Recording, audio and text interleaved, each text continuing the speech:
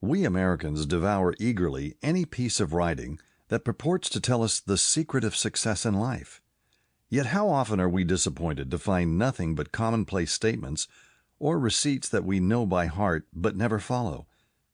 Most of the life stories of our famous and successful men fail to inspire because they lack the human element that makes the record real and brings the story within our grasp. While we are searching far and near for some Aladdin's lamp to give coveted fortune, there is ready at our hand if we will only reach out and take it, like the charm in Milton's Comus. Unknown and like esteemed, and the dull swain treads on it daily with his clouted shoon. The interesting human and vividly told story of one of the wisest and most useful lives in our own history, and perhaps in any history. In Franklin's autobiography is offered not so much a ready-made formula for success as the companionship of a real flesh-and-blood man of extraordinary mind and quality, whose daily walk and conversation will help us to meet our own difficulties, much as does the example of a wise and strong friend. While we are fascinated by the story, we absorb the human experience through which a strong and helpful character is building. The thing that makes Franklin's autobiography different from every other life story of a great and successful man is just this human aspect of the account. Franklin told the story of his life, as he himself says, for the benefit of his posterity. He wanted to help them by the relation of his own rise from obscurity and poverty to eminence and wealth. He is not unmindful of the importance of his public services and their recognition, yet his accounts of these achievements are given only as a part of the story, and the vanity displayed is incidental and in keeping with the honesty of the recital. There is nothing of the impossible in the method and practice of Franklin as he sets them forth. The youth who reads the fascinating story is astonished to find that Franklin, in his early years, struggled with the same everyday passions and difficulties that he himself experiences, and he loses the sense of discouragement that comes from a realization of his own shortcomings and inability to attain. There are other reasons why the autobiography should be an intimate friend of American young people. Here they may establish a close relationship with one of the foremost Americans as well as one of the wisest men of his age. The life of Benjamin Franklin is of importance to every American, primarily because of the part he played in securing the independence of the United States and in establishing it as a nation. Franklin shares with Washington the honors of the Revolution and of the events leading to the birth of the new nation. While Washington was the animating spirit of the struggle in the colonies, Franklin was its ablest champion abroad. To Franklin's cogent reasoning and keen satire, we owe the clear and forcible presentation of the American case in England and France, while to his personality and diplomacy as well as to his facile pen, we are indebted for the foreign allegiance and the funds without which Washington's work must have failed. His patience, fortitude, and practical wisdom, coupled with self-sacrificing devotion to the cause of his country, are hardly less noticeable than similar qualities displayed by Washington.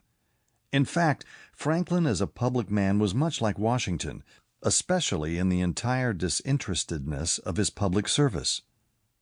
Franklin is also interesting to us because, by his life and teachings, he has done more than any other American to advance the material prosperity of his countrymen.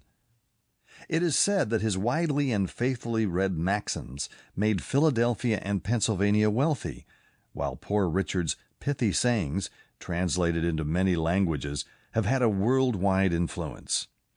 Franklin is a good type of our American manhood. Although not the wealthiest or the most powerful, he is undoubtedly, in the versatility of his genius and achievements, the greatest of our self-made men. The simple yet graphic story in the autobiography of his steady rise from humble boyhood in a tallow chandler shop, by industry, economy, and perseverance in self-improvement to eminence, is the most remarkable of all the remarkable histories of our self-made men.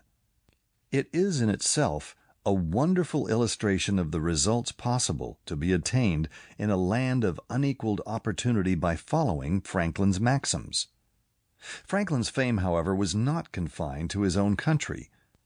Although he lived in a century notable for the rapid evolution of scientific and political thought and activity, yet no less a keen judge and critic than Lord Jeffrey, the famous editor of the Edinburgh Review, a century ago said that in one point of view the name of Franklin must be considered as standing higher than any of the others which illustrated the 18th century. Distinguished as a statesman, he was equally great as a philosopher, thus uniting in himself a rare degree of excellence in both these pursuits, to excel in either of which is deemed the highest praise. Franklin has indeed been aptly called many-sided. He was eminent in science and public service, in diplomacy and in literature. He was the Edison of his day, turning his scientific discoveries to the benefit of his fellow men. He perceived the identity of lightning and electricity and set up the lightning rod.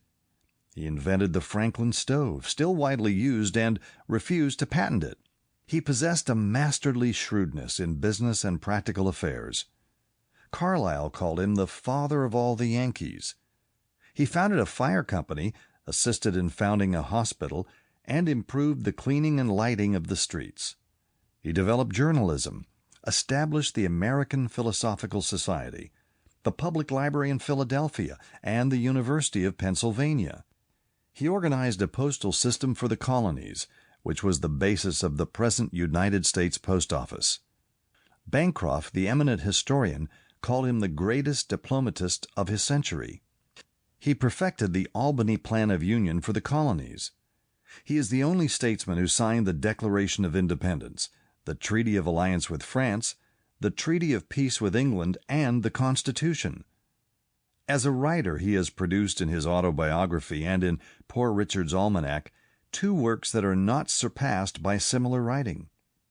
He received honorary degrees from Harvard and Yale, from Oxford and St. Andrews, and was made a Fellow of the Royal Society, which awarded him the Copley Gold Medal for improving natural knowledge.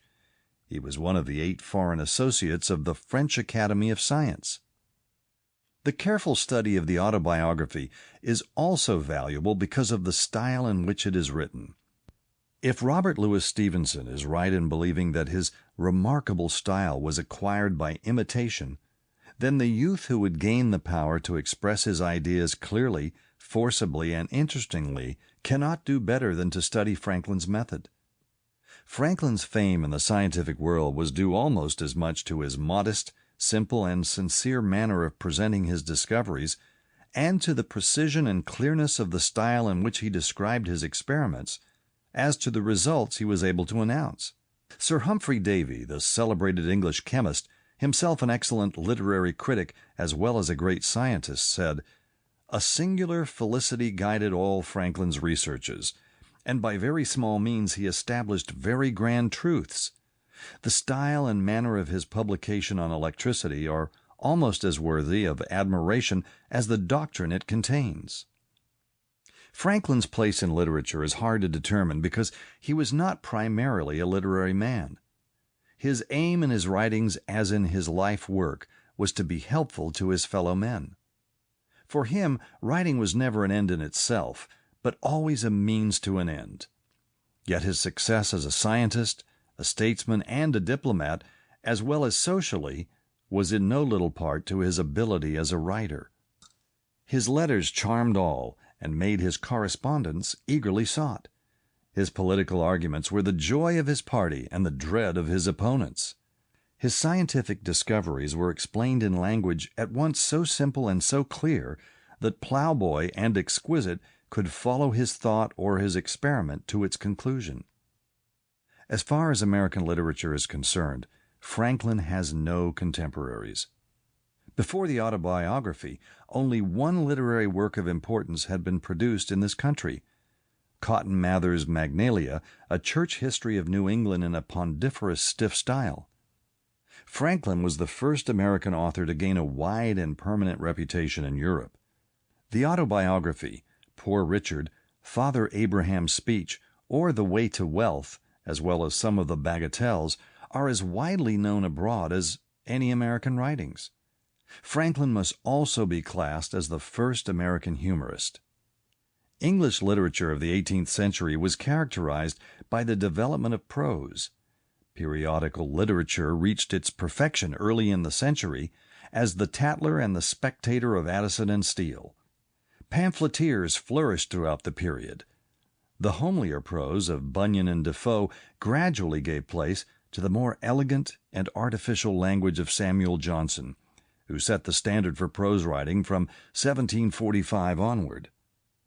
This century saw the beginnings of the modern novel in Fielding's Tom Jones, Richardson's Clarissa Harlowe, Sterne's Tristram Shandy, and Goldsmith's Vicar of Wakefield. Gibbon wrote The Decline and Fall of the Roman Empire, Hume his History of England, and Adam Smith The Wealth of Nations. In the simplicity and vigor of his style, Franklin more nearly resembles the earlier group of writers. In his first essays, he was not an inferior imitator of Addison. In his numerous parables, moral allegories, and apologues, he showed Bunyan's influence. But Franklin was essentially a journalist. In his swift, terse style, he is most like Defoe, who was the first great English journalist and master of the newspaper narrative. The style of both writers is marked by homely, vigorous expression, satire, burlesque, repartee. Here the comparison must end. Defoe and his contemporaries were authors. Their vocation was writing, and their success rests on the imaginative or creative power they displayed. To authorship, Franklin laid no claim. He wrote no work of the imagination. He developed, only incidentally, a style in many respects as remarkable as that of his English contemporaries. He wrote the best autobiography in existence, one of the most widely known collections of maxims, and an unsurpassed series of political and social satires, because he was a man of unusual scope of power and usefulness, who knew how to tell his fellow men the secrets of that power and that usefulness. The story of the autobiography. The account of how Franklin's autobiography came to be written and of the adventures of the original manuscript forms in itself an interesting story. The autobiography is Franklin's longest work, and yet it is only a fragment. The first part, written as a letter to his son, William Franklin, was not intended for publication, and the composition is more informal and the narrative more personal than in the second part, from 1730 on, which was written with a view to publication. The entire manuscript shows little evidence of revision.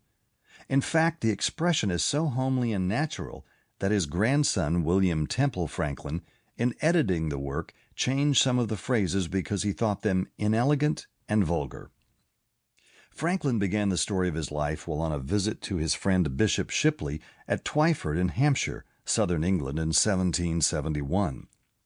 He took the manuscript, completed to 1731, with him when he returned to Philadelphia in 1775. It was left there with his other papers when he went to France in the following year and disappeared during the confusion incident to the Revolution. 23 pages of closely written manuscript fell into the hands of Abel James, an old friend who sent a copy to Franklin at Passy near Paris, urging him to complete the story. Franklin took up the work at Passy in 1784 and carried the narrative forward a few months. He changed the plan to meet his new purpose of writing to benefit the young reader. His work was soon interrupted and was not resumed until 1788, when he was at home in Philadelphia. He was now old, infirm, and suffering, and was still engaged in public service. Under these discouraging conditions, the work progressed slowly. It finally stopped when the narrative reached the year 1757. Copies of the manuscript were sent to friends of Franklin in England and France, among others to Monsieur Le Villard at Paris. The first edition of the autobiography was published in French at Paris in 1791. It was clumsily and carelessly translated and was imperfect and unfinished. Where the translator got the manuscript is not known. Le Villard disclaimed any knowledge of the publication. From this faulty French edition, many others were printed, some in Germany, 2 in England, and another in France, so great was the demand for the work. In the meantime, the original manuscript of the autobiography had started on a varied and adventurous career. It was left by Franklin with his other works to his grandson, William Temple Franklin, whom Franklin designated as his literary executor. When Temple Franklin came to publish his grandfather's works in 1817, he sent the original manuscript of the autobiography to the daughter of Le Villard in exchange for her father's copy, probably thinking the clearer transcript would make better printer's copy. The original manuscript thus found its way to the Le Villard family and connections, where it remained until sold in 1867 to Mr. John Bigelow, United States Minister to France.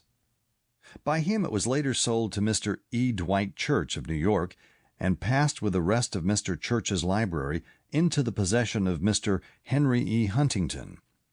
The original manuscript of Franklin's autobiography now rests in the vault in Mr. Huntington's residence at 5th Avenue and 57th Street, New York City.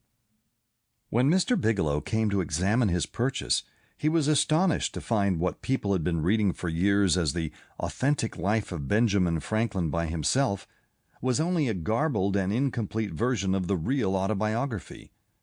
Temple Franklin had taken unwarranted liberties with the original. Mr. Bigelow says he found more than 1,200 changes in the text. In 1868, therefore, Mr. Bigelow published the standard edition of Franklin's autobiography. It corrected errors in the previous editions and was the first English edition to contain the short fourth part, comprising the last few pages of the manuscript written during the last year of Franklin's life. Mr. Bigelow republished the autobiography with additional interesting matter in 3 volumes in 1875, in 1905, and in 1910. The text in this volume is that of Mr. Bigelow's editions.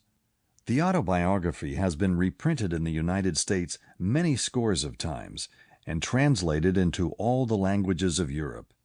It has never lost its popularity and is still in constant demand at circulating libraries. The reason for this popularity is not far to seek, for in this work Franklin told in a remarkable manner the story of a remarkable life. He displayed hard common sense and a practical knowledge of the art of living. He selected and arranged his material, perhaps unconsciously, with the unerring instinct of the journalist for the best effects. His success is not a little due to his plain, clear, vigorous English. He used short sentences and words, homely expressions, apt illustrations, and pointed allusions. Franklin had a most interesting, varied, and unusual life. He was one of the greatest conversationalists of his time. His book is the record of that unusual life told in Franklin's own unexcelled conversational style. It is said that the best parts of Boswell's famous biography of Samuel Johnson are those parts where Boswell permits Johnson to tell his own story. In the autobiography, a no less remarkable man and talker than Samuel Johnson is telling his own story throughout. End of introduction. Recording by Duane DeSalvo.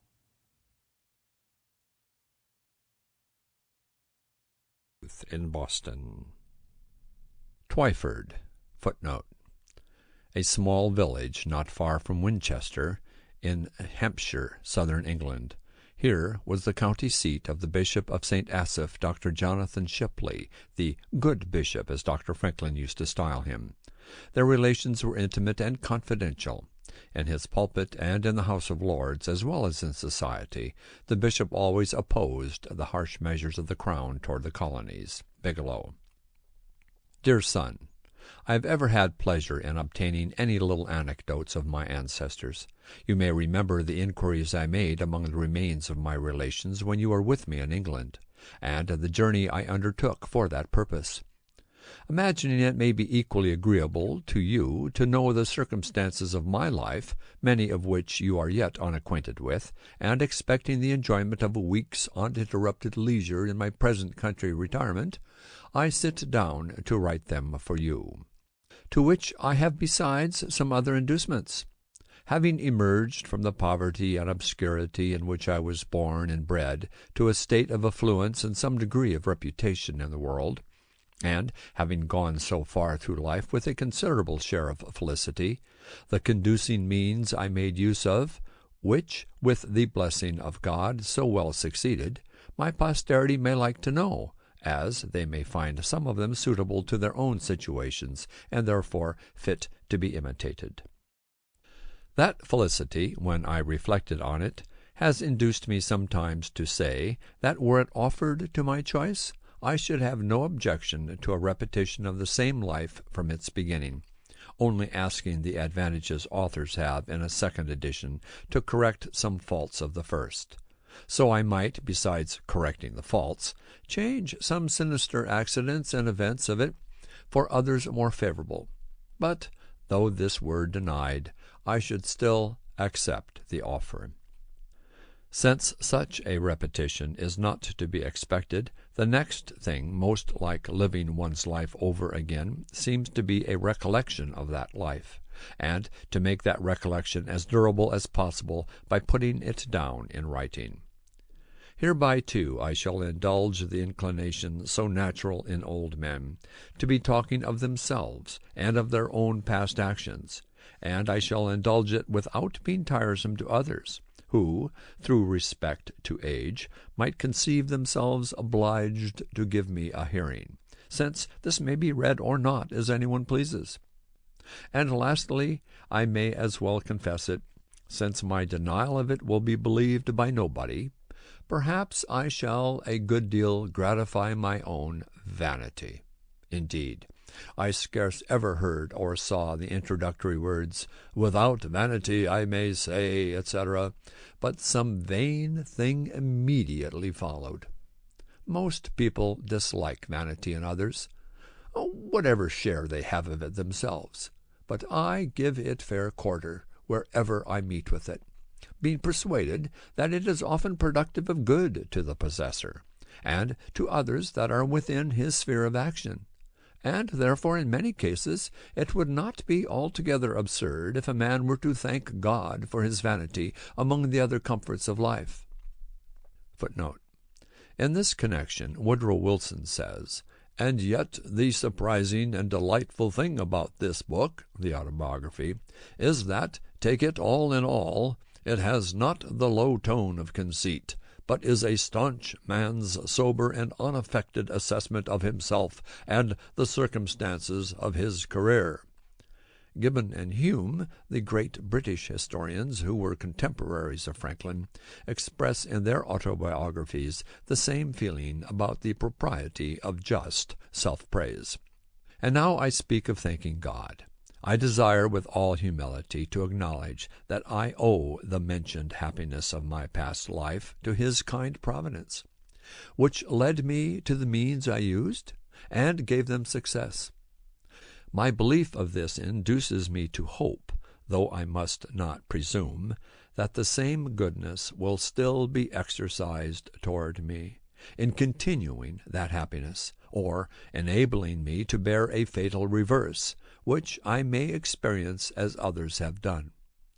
The complexion of my future fortune being known to Him only, in whose power it is to bless to us even our afflictions. The notes of one of my uncles, who had the same kind of curiosity in collecting family anecdotes, once put into my hands, furnished me with several particulars relating to our ancestors. From these notes I learned that the family had lived in the same village, Ecton, in Northamptonshire, for 300 years, and how much longer he knew not, perhaps from the time when the name of Franklin, that before was the name of an order of people, footnote, a small landowner, was assumed by them as a surname when others took surnames all over the kingdom, on a freehold of about 30 acres, aided by the smith's business, which had continued in the family till his time, the eldest son being always bred to that business, a custom which he and my father followed as to their eldest sons. When I searched the registers at Ecton, I found an account of their births, marriages, and burials from the year 1555 only, there being no registers kept in that parish at any time preceding. By that register I perceived that I was the youngest son of the youngest son for 5 generations back. My grandfather Thomas, who was born in 1598, lived at Acton till he grew too old to follow business longer, when he went to live with his son John, a dyer at Banbury, in Oxfordshire, with whom my father served an apprenticeship. There my grandfather died, and lies buried. We saw his gravestone in 1758. His eldest son, Thomas, lived in the house at Acton, and left it with the land to his only child, a daughter, who, with her husband, one Fisher of Wellingborough, sold it to Mr. Isted, now lord of the manor there. My grandfather had 4 sons that grew up, namely, Thomas, John, Benjamin, and Josiah. I will give you what account I can of them at this distance from my papers, and if these are not lost in my absence, you will among them find many more particulars. Thomas was bred a smith under his father, but being ingenious and encouraged in learning, as all my brothers were, by an Esquire Palmer, then the principal gentleman in that parish, he qualified himself for the business of scrivener, became a considerable man in the county, was a chief mover of all public spirited undertakings for the county or town of Northampton, and his own village, of which many instances were related of him, and much taken note of and patronized by the then Lord Halifax. He died in 1702, January 6, Old Style, just 4 years to a day before I was born. Footnote: January 17, New Style. This change in the calendar was made in 1582 by Pope Gregory XIII, and adopted in England in 1752. Every year whose number in the common reckoning since Christ is not divisible by 4, as well as every year whose number is divisible by 100, but not by 400, shall have 365 days, and all other years shall have 366 days. In the 18th century, there was a difference of 11 days between the old and the new style of reckoning, which the English Parliament cancelled by making the 3rd of September, 1752, the 14th. The Julian calendar, or Old Style, is still retained in Russia and Greece, whose dates consequently are now 13 days behind those of other Christian countries. The account we received of his life and character from some old people at Acton, I remember, struck you as something extraordinary, from its similarity to what you knew of mine. Had he died on the same day, you said, one might have supposed a transmigration. John was bred a dyer, I believe of woolens. Benjamin was bred a silk dyer, serving an apprenticeship at London. He was an ingenious man. I remember him well, for when I was a boy he came over to my father in Boston and lived in the house with us some years. He lived to a great age. His grandson, Samuel Franklin, now lives in Boston. He left behind him 2 quarto volumes, MS, of his own poetry, consisting of little occasional pieces addressed to his friends and relations, of which the following, sent to me, is a specimen. Footnote: the specimen is not in the manuscript of the autobiography. He had formed a shorthand of his own, which he taught me, but never practicing it, I have now forgot it. I was named after this uncle, there being a particular affection between him and my father. He was very pious, a great attender of sermons of the best preachers, which he took down in his shorthand, and had with him many volumes of them. He was also much of a politician, too much, perhaps, for his station.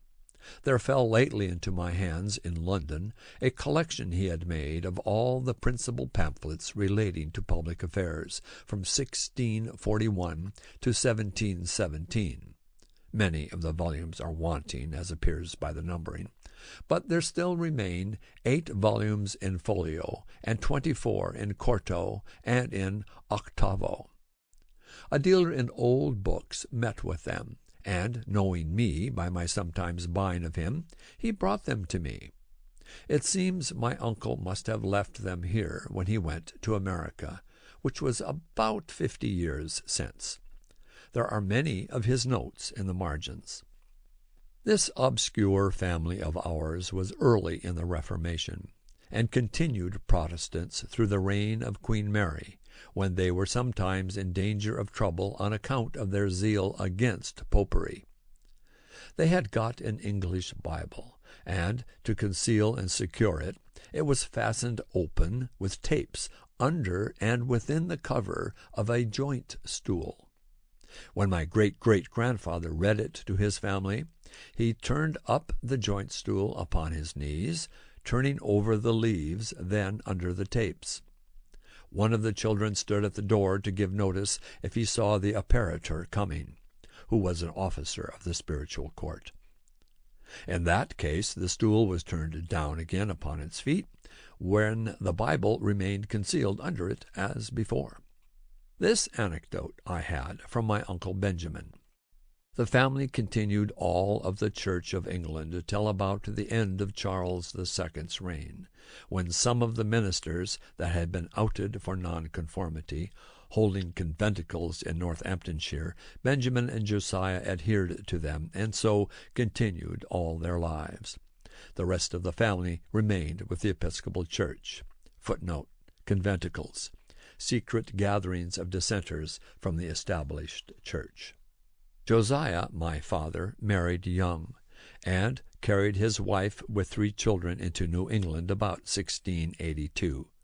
The conventicles, having been forbidden by law, and frequently disturbed, induced some considerable men of his acquaintance to remove to that country, and he was prevailed with to accompany them thither, where they expected to enjoy their mode of religion with freedom.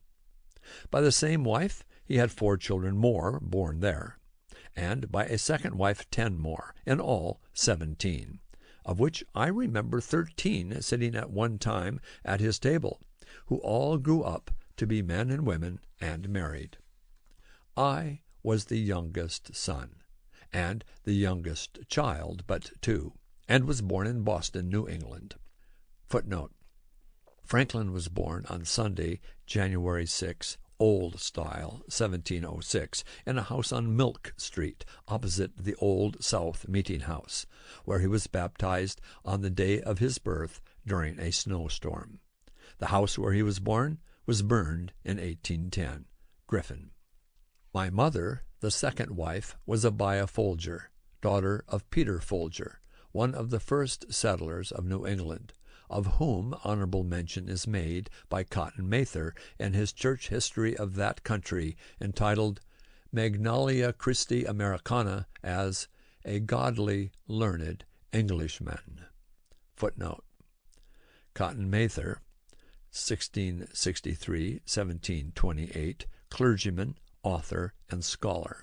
Pastor of the North Church, Boston, he took an active part in the persecution of witchcraft. I have heard that he wrote sundry small occasional pieces, but only one of them was printed, which I saw now many years since.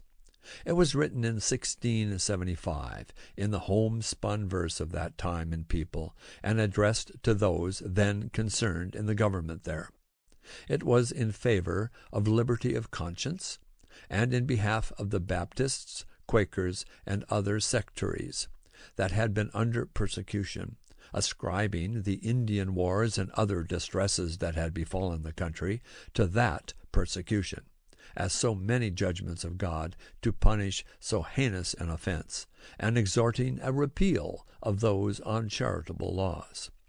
The whole appeared to me as written with a good deal of decent plainness and manly freedom, The 6 concluding lines I remember, though I have forgotten the 2 first of the stanza, but the purport of them was that his censures proceeded from good will, and therefore he would be known to be the author. Quote, "Because to be a libeller, says he, I hate it with my heart. From Sherburne town in Nantucket, where now I dwell, my name I do put here. Without offence, your real friend, it is Peter Folgier." My elder brothers were all put apprentices to different trades. I was put to the grammar school at 8 years of age, my father intending to devote me as the tithe, i.e., 10th, of his sons to the service of the church. My early readiness in learning to read, which must have been very early, as I do not remember when I could not read, and the opinion of all his friends that I should certainly make a good scholar, encouraged him in this purpose of his. My uncle Benjamin, too, approved of it, and proposed to give me all his shorthand volumes of sermons, I suppose as a stock to set up with if I would learn his character. Footnote: character, system of shorthand. I continued, however, at the grammar school not quite 1 year, though in that time I had risen gradually from the middle of the class of that year to be the head of it, and farther, was removed to the next class above it, in order to go with that into the 3rd at the end of the year. But my father, in the meantime, from a view of the expense of a college education, which having so large a family he could not well afford, and the mean living many so educated were afterwards able to obtain, reasons that he gave to his friends in my hearing, altered his first intention, took me from the grammar school, and sent me to a school for writing and arithmetic, kept by a then famous man, Mr. George Brownell, very successful in his profession generally, and that by mild, encouraging methods. Under him I acquired fair writing pretty soon, but I failed in the arithmetic and made no progress in it. At 10 years old, I was taken home to assist my father in his business, which was that of a tallow chandler and soap boiler, a business he was not bred to, but had assumed on his arrival in New England, and on finding his dying trade would not maintain his family, being in little request. Accordingly, I was employed in cutting wick for the candles, filling the dipping mold and the molds for cast candles, attending the shop, going of errands, etc. I disliked the trade and had a strong inclination for the sea, but my father declared against it. However, living near the water, I was much in and about it, learnt early to swim well and to manage boats, and when in a boat or canoe with other boys, I was commonly allowed to govern, especially in any case of difficulty. And upon other occasions I was generally a leader among the boys, and sometimes led them into scrapes, of which I will mention one instance, as it shows an early projecting public spirit, though not then justly conducted. There was a salt marsh that bounded part of the mill pond, on the edge of which, at high water, we used to stand to fish for minnows. By much trampling we had made it a mere quagmire. My proposal was to build a wharf there fit for us to stand upon, and I showed my comrades a large heap of stones which were intended for a new house near the marsh, and which would very well suit our purpose. Accordingly, in the evening, when the workmen were gone, I assembled a number of my playfellows, and working with them diligently like so many emmets, sometimes 2 or 3 to a stone, we brought them all away and built our little wharf. The next morning the workmen were surprised at missing the stones, which were found in our wharf. Inquiry was made after the removers. We were discovered and complained of. Several of us were corrected by our fathers, and though I pleaded the usefulness of the work, mine convinced me that nothing was useful which was not honest. I think you may like to know something of his person and character. He had an excellent constitution of body, was of middle stature, but well set and very strong. He was ingenious, could draw prettily, was skilled a little in music, and had a clear, pleasing voice, so that when he played psalm tunes on his violin and sung withal, as he sometimes did in the evening after the business of the day was over, it was agreeable to hear. He had a mechanical genius, too, and on occasion was very handy in the use of other tradesmen's tools. But his great excellence lay in a sound understanding and solid judgment in prudential matters, both in private and public affairs. In the latter, indeed, he was never employed, the numerous family he had to educate and the straightness of his circumstances keeping him close to his trade. But I remember well his being frequently visited by leading people, who consulted him for his opinion in affairs of the town or of the church he belonged to, and showed a good deal of respect for his judgment and advice. He was also much consulted by private persons about their affairs when any difficulty occurred, and frequently chosen an arbitrator between contending parties. At his table he liked to have, as often as he could, some sensible friend or neighbor to converse with, and always took care to start some ingenious or useful topic for discourse, which might tend to improve the minds of his children.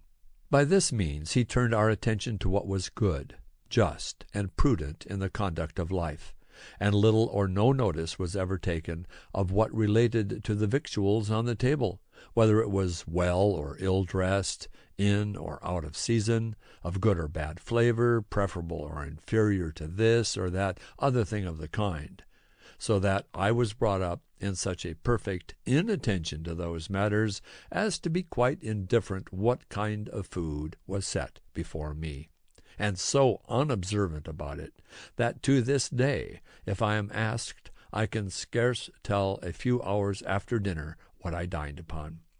This has been a convenience to me in traveling, where my companions have been sometimes very unhappy for want of a suitable gratification of their more delicate, because better instructed, tastes and appetites. My mother had likewise an excellent constitution. She suckled all her 10 children.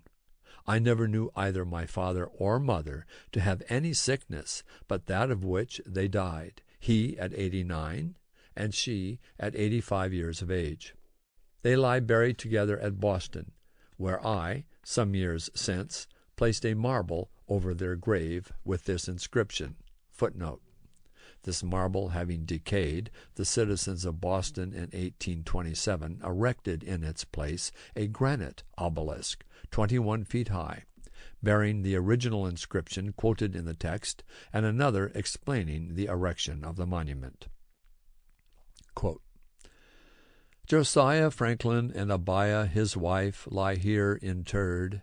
They lived lovingly together in wedlock 55 years, without an estate or any gainful employment. By constant labor and industry, with God's blessing, they maintained a large family comfortably, and brought up 13 children and 7 grandchildren reputably. From this instance, reader, be encouraged to diligence in thy calling, and distrust not Providence. He was a pious and prudent man, she a discreet and virtuous woman.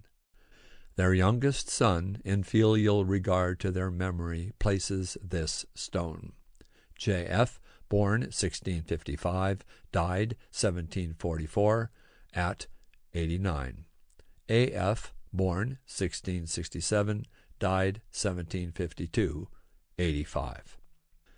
By my rambling digressions, I perceive myself to be grown old. I used to write more methodically, but one does not dress for private company as for a public ball. 'Tis perhaps only negligence.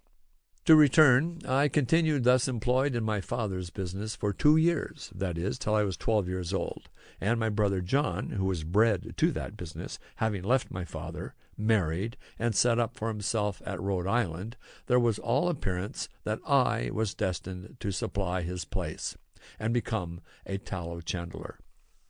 But my dislike to the trade continuing, My father was under apprehensions that if he did not find one for me more agreeable, I should break away and get to sea, as his son Josiah had done, to his great vexation. He therefore sometimes took me to walk with him and see joiners, bricklayers, turners, braziers, etc., at their work, that he might observe my inclination, and endeavor to fix it on some trade or other on land. It has ever since been a pleasure to me to see good workmen handle their tools, and has been useful to me, having learnt so much by it as to be able to do little jobs myself in my house when a workman could not readily be got, and to construct little machines for my experiments, while the intention of making the experiment was fresh and warm in my mind. My father at last fixed upon the cutler's trade, and my Uncle Benjamin's son Samuel, who was bred to that business in London, being about that time established in Boston, I was sent to be with him some time on liking. But, his expectations of a fee with me displeasing my father, I was taken home again. End of chapter 1.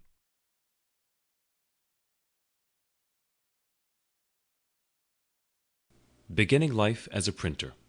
From a child I was fond of reading, and all the little money that came into my hands was ever laid out in books.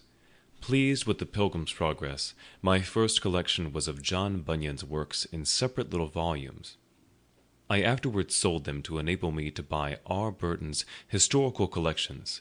They were small chapman's books, and cheap, 40 or 50 in all. My father's little library consisted chiefly of books in polemic divinity, most of which I read, and have since often regretted that, at a time when I had such a thirst for knowledge, more proper books had not fallen in my way, since it was now resolved I should not be a clergyman. Plutarch's Lives there was, in which I read abundantly, and I still think that time spent to great advantage. There was also a book of Defoe's, called An Essay on Projects, and another of Dr. Mather's, called Essays to Do Good, which perhaps gave me a turn of thinking that had an influence on some of the principal future events of my life. This bookish inclination at length determined my father to make me a printer, though he already had one son, James, of that profession. In 1717, my brother James returned from England with the press and letters to set up his business in Boston. I liked it much better than that of my father, but still had a hankering for the sea. To prevent the apprehended effect of such an inclination, my father was impatient to have me bound to my brother. I stood out some time, but at last was persuaded, and signed the indentures when I was yet but 12 years old. I was to serve as an apprentice till I was 21 years of age, only I was to be allowed journeyman's wages during the last year. In a little time I made great proficiency in the business, and became a useful hand to my brother. I now had access to better books. An acquaintance with the apprentices of booksellers enabled me sometimes to borrow a small one, which I was careful to return soon and clean. Often I sat up in my room, reading the greatest part of the night, when the book was borrowed in the evening and to be returned early in the morning, lest it should be missed or wanted. And after some time an ingenious tradesman, Mr. Matthew Adams, who had a pretty collection of books, and who frequented our printing house, took notice of me, invited me to his library, and very kindly lent me such books as I chose to read. I now took a fancy to poetry, and made some little pieces. My brother, thinking it might turn to account, encouraged me, and put me on composing occasional ballads. One was called The Lighthouse Tragedy, and contained an account of the drowning of Captain Worthilake, with his 2 daughters. The other was a sailor's song on the taking of Teach, or Blackbeard the pirate. They were wretched stuff, in the Grub Street ballad style, and when they were printed he sent me about the town to sell them. The first sold wonderfully, the event being recent, having made a great noise. This flattered my vanity, but my father discouraged me by ridiculing my performances, and telling me verse-makers were generally beggars. So I escaped being a poet, most probably a very bad one. But as prose writing has been of great use to me in the course of my life, and was a principal means of my achievement, I shall tell you how, in such a situation, I acquired what little ability I have in that way. There was another bookish lad in the town, John Collins by name, with whom I was intimately acquainted. We sometimes disputed, and very fond we were of argument, and very desirous of confuting one another, which disputatious turn, by the way, is apt to become a very bad habit, making people often extremely disagreeable in company by the contradiction that is necessary to bring it into practice, and thence, besides souring and spoiling the conversation, is productive of disgusts, and perhaps enmities where you may have occasion for friendship. I had caught it by reading my father's books of dispute about religion. Persons of good sense, I have since observed, seldom fall into it, except lawyers, university men, and men of all sorts that have been bred at Edinburgh. A question was once, somehow or other, started between Collins and me, of the propriety of educating the female sex in learning, and their abilities for study. He was of the opinion that it was improper, and that they were naturally unequal to it. I took the contrary side, perhaps a little for dispute's sake. He was naturally more eloquent, had a ready plenty of words, and sometimes, as I thought, bore me down more by his fluency than by the strength of his reasons. As we parted without settling the point, and were not to see one another again for some time, I sat down to put my arguments in writing, which I copied fair and sent to him. He answered, and I replied. 3 or 4 letters of aside had passed, when my father happened to find my papers and read them. Without entering into the discussion, he took occasion to talk to me about the manner of my writing, observed that, though I had the advantage of my antagonist in correct spelling and pointing, which I owed to the printing house, I fell far short in elegance of expression, in method and in perspicuity, of which he convinced me by several instances. I saw the justice of his remarks, and thence grew more attentive to the manner in writing, and determined to endeavor an improvement. About this time I met with an odd volume of The Spectator. It was the 3rd. I had never before seen any of them. I bought it, read it over and over, and was much delighted with it. I thought the writing excellent, and wished, if possible, to imitate it. With this view, I took some of the papers, and, making short hints of the sentiment in each sentence, laid them by a few days, and then, without looking at the book, tried to complete the papers again, by expressing each hinted sentiment at length, and as fully as it had been expressed before, in any suitable words that should come to hand.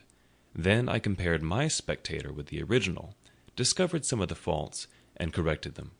But I found I wanted a stock of words, or a readiness in recollecting and using them, which I thought I should have acquired before that time if I had gone on making verses, since the continual occasion for words of the same import, but of different length, to suit the measure, or of different sound for the rhyme, would have laid me under a constant necessity of searching for variety, and also have tended to fix that variety in my mind, and make me master of it. Therefore I took some of the tales and turned them into verse, and after a time, when I had pretty well forgotten the prose, turned them back again. I also sometimes jumbled my collection of hints into confusion, and after some weeks endeavored to reduce them into the best order before I began to form the full sentences and complete the paper. This was to teach me method in the arrangement of my thoughts. By comparing my work afterwards with the original, I discovered many faults and amended them, but I sometimes had the pleasure of fancying that, in certain particulars of small import, I had been lucky enough to improve the method of the language, and this encouraged me to think I might possibly in time come to be a tolerable English writer, of which I was extremely ambitious. My time for these exercises and for reading was at night, after work, or before it began in the morning, or on Sundays, when I contrived to be in the printing house alone, evading as much as I could the common attendance on public worship which my father used to exact of me when I was under his care, and which indeed I still thought a duty, though I could not, as it seemed, afford time to practice it. When about 16 years of age, I happened to meet with a book, written by one Tryon, recommending vegetable diet. I determined to go into it. My brother, being yet unmarried, did not keep house, but boarded himself and his apprentices in another family. My refusing to eat flesh occasioned an inconveniency, and I was frequently chid for my singularity. I made myself acquainted with Tryon's manner of preparing some of his dishes, such as boiling potatoes or rice, making hasty pudding, and a few others, and then proposed to my brother that, if he would give me, weekly, half the money he paid for my board, I would board myself. He instantly agreed to it, and I presently found that I could save half what he paid me, This was an additional fund for buying books. But I had another advantage in it. My brother and the rest going from the printing house to their meals, I remained there alone, and dispatching presently my light repast, which often was no more than a biscuit or a slice of bread, a handful of raisins or a tart from the pastry cook's, and a glass of water, had the rest of the time till their return for study, in which I made the greater progress, from that greater clearness of head and quicker apprehension which usually attend temperance in eating and drinking. And now it was that, being on some occasion made ashamed of my ignorance in figures, which I had twice failed in learning when at school, I took Cocker's book of arithmetic, and went through the whole by myself with great ease. I also read Sellers and Chermy's books of navigation, and became acquainted with the little geometry they contain, but never proceeded far in that science. And I read about this time Locke, On Human Understanding, and The Art of Thinking, by Messieurs du Port-Royal. While I was intent on improving my language, I met with an English grammar, I think it was Greenwood's, at the end of which there were 2 little sketches of the arts of rhetoric and logic, the latter finishing with a specimen of a dispute in the Socratic method. And soon I procured Xenophon's Memorable Things of Socrates, wherein there are many instances of the same method. I was charmed with it, adopted it, dropped my abrupt contradiction and positive argumentation, and put on the humble inquirer and doubter. And being then, from reading Shaftesbury and Collins, become a real doubter in many points of our religious doctrine, I found this method safest for myself and very embarrassing to those against whom I used it. Therefore I took a delight in it, practiced it continuously, and grew very artful and expert in drawing people, even of superior knowledge, into concessions, the consequences of which they did not foresee, entangling them in difficulties out of which they could not extricate themselves, and so obtaining victories that neither myself nor my cause always deserved. I continued this method for some years, but gradually left it, retaining only the habit of expressing myself in terms of modest diffidence, never using, when I advanced anything that may possibly be disputed, the words certainly, undoubtedly, or any others that give the air of positiveness to an opinion, but rather I say, I conceive or apprehend a thing to be so and so. It appears to me, or I should think it so and so, for such and such reasons, or I imagine it to be so, or it is so if I am not mistaken. This habit, I believe, has been of great advantage to me when I have had occasion to inculcate my opinions, and persuade men into measures that I have been from time to time engaged in promoting.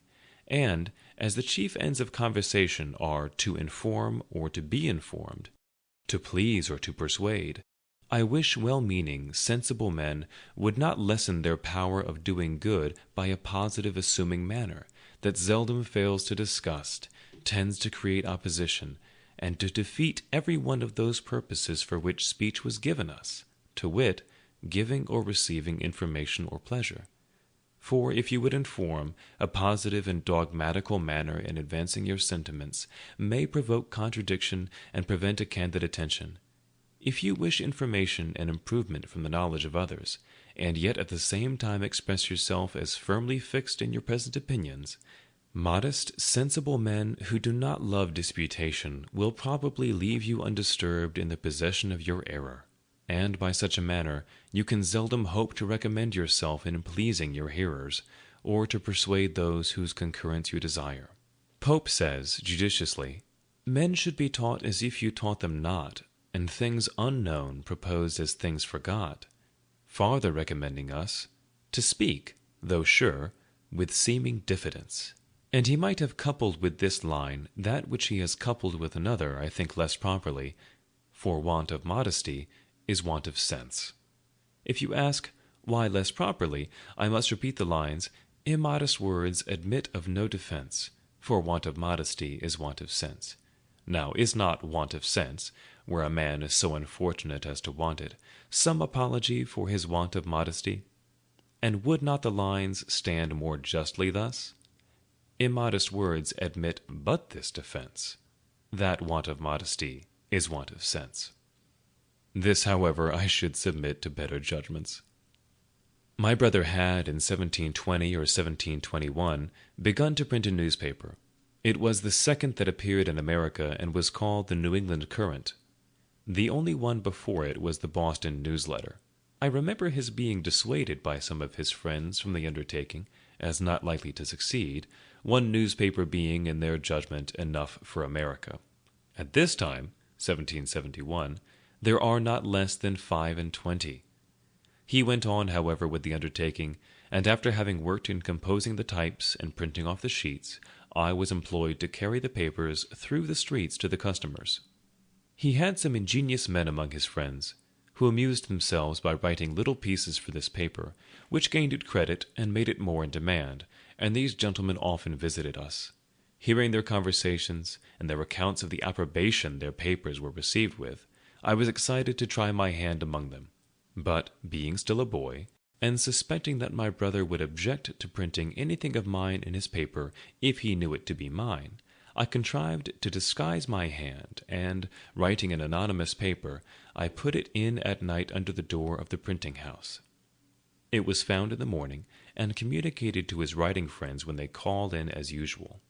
They read it, commented on it in my hearing, and I had the exquisite pleasure of finding it met with their approbation, and that, in their different guesses at the author, none were named but men of some character among us for learning and ingenuity.